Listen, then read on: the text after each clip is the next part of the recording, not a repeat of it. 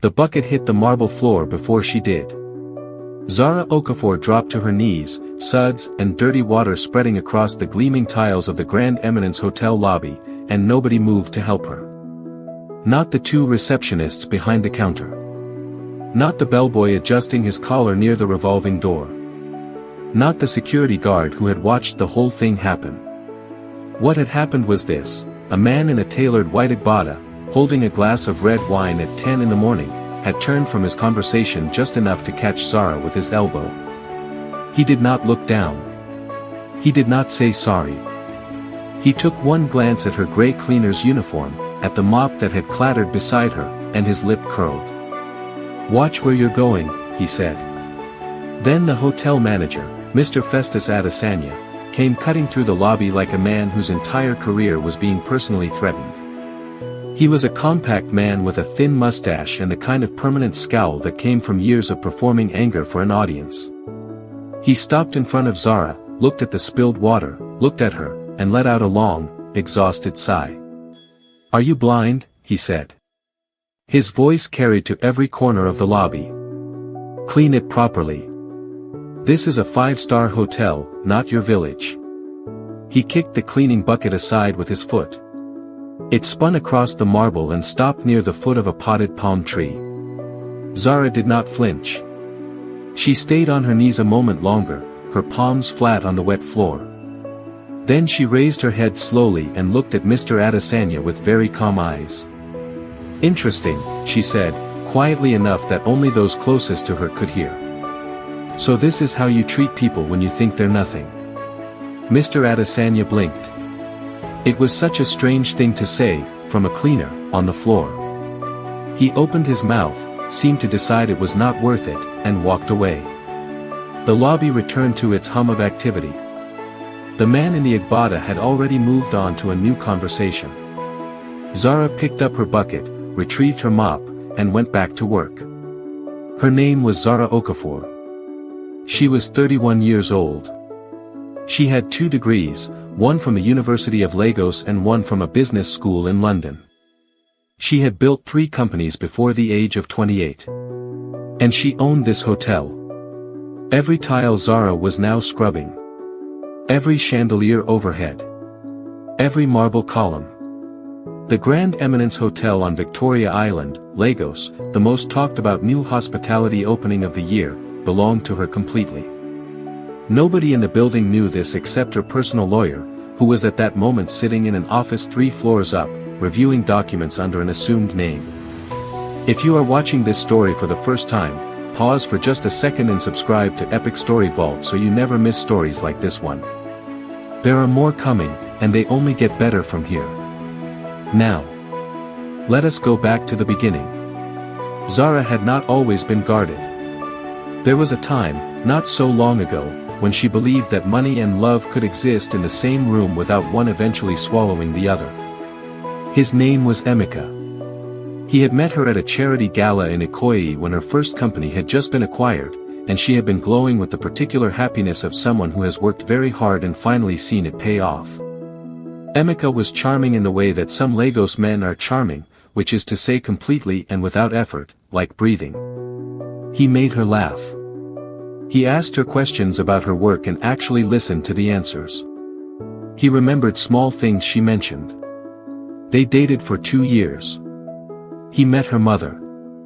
She started mentally rearranging her future around the shape of his presence. Then came the difficult quarter. A business investment went wrong. Rumors spread in certain circles that Zara was financially struggling, that she might be forced to dissolve her second company. The rumors were exaggerated, but they were loud enough. Within 6 weeks of those whispers beginning, Emeka had quietly found somewhere else to be. No dramatic confrontation. No explanation. He simply became unavailable, and then absent, and then gone. What hurt most was not the loss of him. It was what his leaving revealed, that she had never been sure, not really, whether she was loved for herself or for what surrounded her. His departure answered the question she had been afraid to ask. She sold her second company anyway, at a profit, 6 months later. She started building the Grand Eminence as a personal project, something to prove to herself that she could create something with her hands and her vision. But somewhere in the months of construction and design meetings and late nights reviewing architectural plans, an idea had taken root. What if she went in herself? Not as the owner. Not as the billionaire developer. What if she entered as the most invisible person in the building, and watched how this world she was creating actually worked when it thought no one powerful was watching? She hired a staffing agency that did not know her real name. She created a basic employment record for a woman named Zara Emanuel. She packed a bag with gray uniforms and a pair of worn rubber-soled shoes. She told only her lawyer and her personal assistant where she would be. Her first day at the Grand Eminence Hotel as a cleaner was the Monday after the grand opening weekend. She had watched the grand opening from a distance, standing in the crowd outside the gates in ordinary clothes, watching the cameras flash and the guests arrive in their convoys of black SUVs. She had watched the red carpet coverage from a Lagos lifestyle blog stream on her phone. She had seen Mr. Festus Adesanya, the hotel manager she had hired through a senior recruitment firm based on an impressive CV, smile for photographs with the kind of smoothness that made her want to look more closely at what was underneath. The morning she reported to the staff entrance at the back of the building, she wore no makeup. She kept her eyes down the way she had noticed other staff keep their eyes down. She was assigned to the lobby cleaning team by a board supervisor named Mama Ngozi, who handed her a bucket, a mop, and a schedule without making eye contact. The first week was a study in how much cruelty can live inside small moments. Mr. Adesanya passed her in the corridor on the third day and said, without stopping, "This section was not properly done yesterday. Do it again." There was no yesterday section. She had not worked that corridor. But there was no version of events in which she, as a cleaner named Zara Emanuel, could say that. She said, "Yes sir," and did it again. The guests were a different kind of difficult. There was a woman who dropped a wrapper on the floor directly in front of Zara, made eye contact, and kept walking. There was a group of young men who thought it was funny to splash water near her work area and watch her mop it up. There was the man with the wine on the fourth day, whose elbow found her bucket. But there was also David. His name was David Adeyemi. He was 29 years old, a junior maintenance technician who had been hired 2 months before the hotel's opening. He was not particularly tall. He was not flashy. He had the kind of face that you trusted instinctively, open and unhurried. He wore his gray uniform the same way she wore hers. She thought about Emeka a lot in those first days. Not with longing. With something more like instruction. She thought about how easy it had been to be fooled by someone who had learned the right language, who had practiced the performance of sincerity so thoroughly that even she, who prided herself on reading people, had missed it entirely for 2 years. She did not want to be fooled again. But she also recognized, in the quiet of her real apartment at night, when she took off the gray uniform and stood in her own bathroom and looked at her own face, that she did not want to become so defended that nothing real could get through either. That was its own kind of loss. She went back each morning, and each morning she carried the same weight, the knowledge of who she was, and the choice to act as if she were not. On Zara's second morning, she was struggling to maneuver her cleaning trolley around a tight corner near the service elevator when she heard his voice. "Wait, wait. Let me help you." She turned. He was already beside her, one hand on the trolley, repositioning his grip. "The wheels lock if you turn too fast," he said. "You have to angle it first, then push." He showed her. The trolley went around the corner smoothly. "Thank you," she said. He nodded. "Good morning, by the way. You okay?" She was not used to being asked that question in this building. She had to think about it for a second. "I'm fine," she said. "Thank you." "David," he said. "Zara." He smiled. "Okay, Zara. The service elevator also sticks on the 3rd floor. Use the staff stairs if you're in a hurry. I'm telling you this now so you don't have to figure it out yourself." He said it simply, the way you tell someone useful things. Then his radio crackled and he walked away, and she stood in the corridor holding the handles of her cleaning trolley and felt something shift very slightly in her chest. Over the following days, it became a small, quiet friendship built out of the margins of work. He found her during break and shared a takeaway of fried yam and fish he had bought from a woman outside the staff gate. He told her he was from Ibadan, that he had come to Lagos 3 years ago after his father died, that he was sending money home to his mother and younger sister every month. He said this without heaviness, just as the facts of his life. She told him she was from Lagos, that she had grown up in Surulere, that she had wanted to be an architect once, before business took over. She said this carefully, staying close enough to truth to feel honest. An architect, he said, looking at her. You still think about it? Sometimes, she said. But I like what I do now. What do you do now? Besides this? She smiled. This is what I do now. He did not push. She liked that about him. He had a quality that was rarer than it should have been, he accepted people where they were. He did not try to categorize her or place her on a social map. She was just Zara from Surulere who used to want to be an architect, and that was enough for him. At the same time, the picture of Mr. Adesanya was becoming clearer and more troubling. Zara had a quiet habit of noticing things. She noticed that Mr. Adesanya had a different voice for wealthy guests and a different one for staff. She noticed that he lingered near the bar when certain female guests were there, and that his behavior crossed several lines she had written into the hotel's staff conduct policy.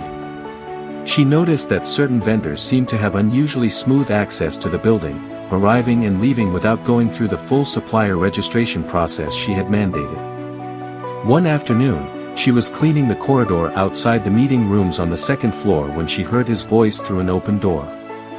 People like her, he was saying. There was laughter in his voice, the comfortable laughter of someone certain they are among friends. They're invisible. They clean, they go home, they come back. They don't see anything. They don't know anything. It's actually useful. She did not know who he was talking about. She did not need to know. She had heard enough. She stood in the corridor outside that door and made her decision. Whatever she had come here expecting to find, she had found more.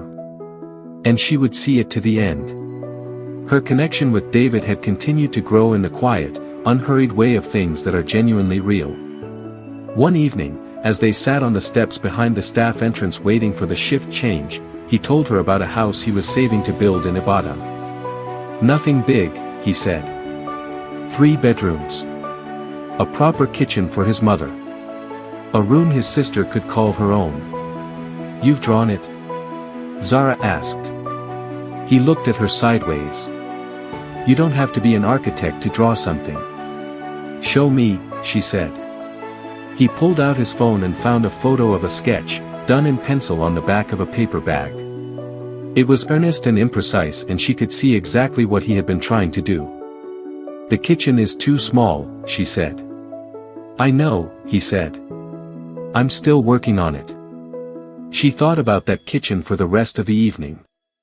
She thought about the fact that this man, who earned a junior technician's salary and sent most of it home, was building a house in his head from the inside out, starting with the room where his mother would stand and cook.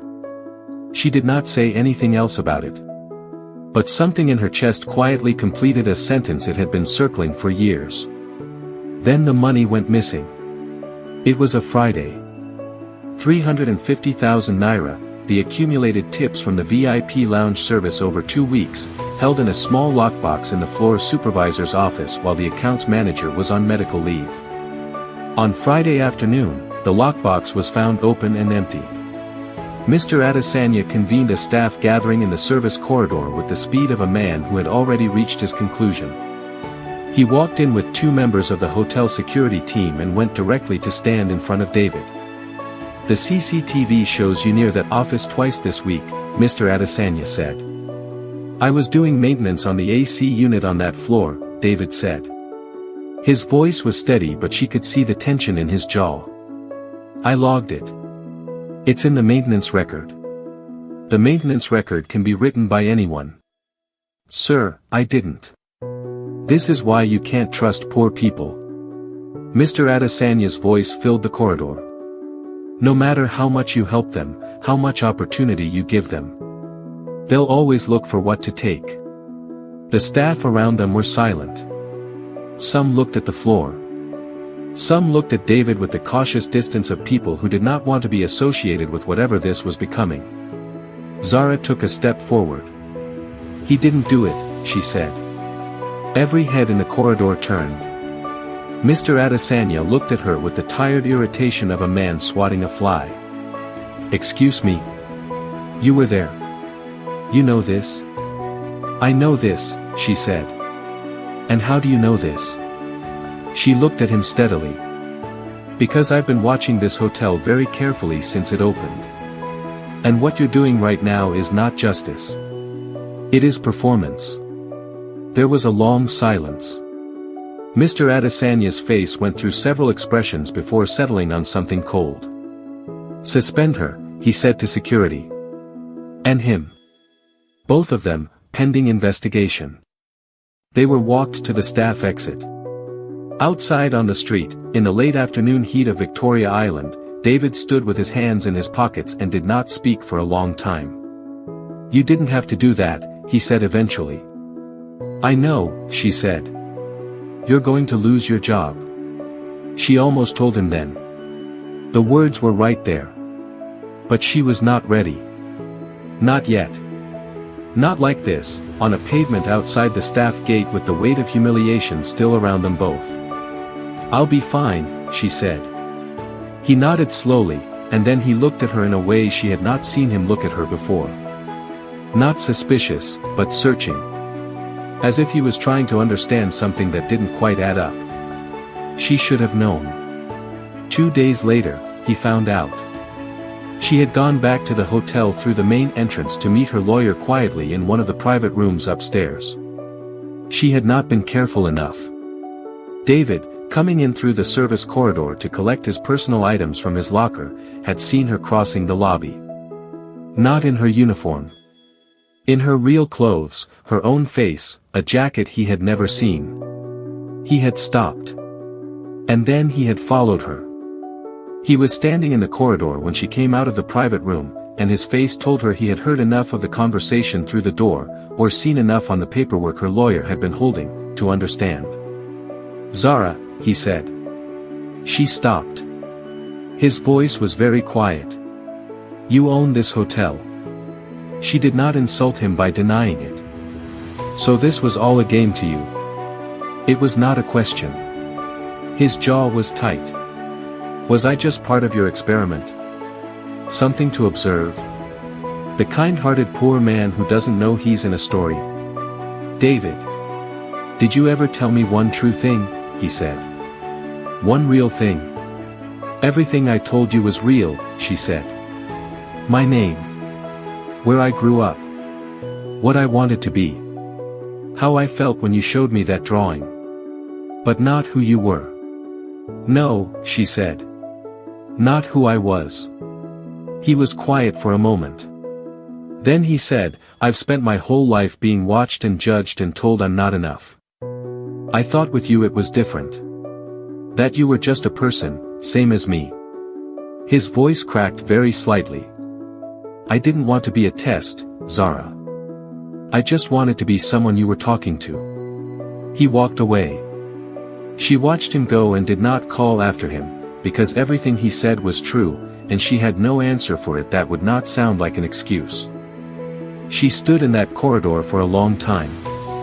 On Monday morning, a message went out to all Grand Eminence Hotel staff, emergency all-hands meeting, main conference room, 9 o'clock. They came in groups of 2 and 3, the receptionists and the bellboys, the kitchen staff and the housekeeping team, the maintenance crew. They filled the room and looked around at each other, and many of them were still talking among themselves when the door at the front of the room opened. The room went quiet. She walked in without her uniform. She wore a deep burgundy blazer and stood at the head of the conference table with the stillness of someone who had been preparing for this moment for a long time. Her lawyer stood behind her. The hotel's head of security stood behind him. She let the silence sit for a moment. She looked around the room at the faces. She found David at the back. He was looking at her with an expression she could not fully read.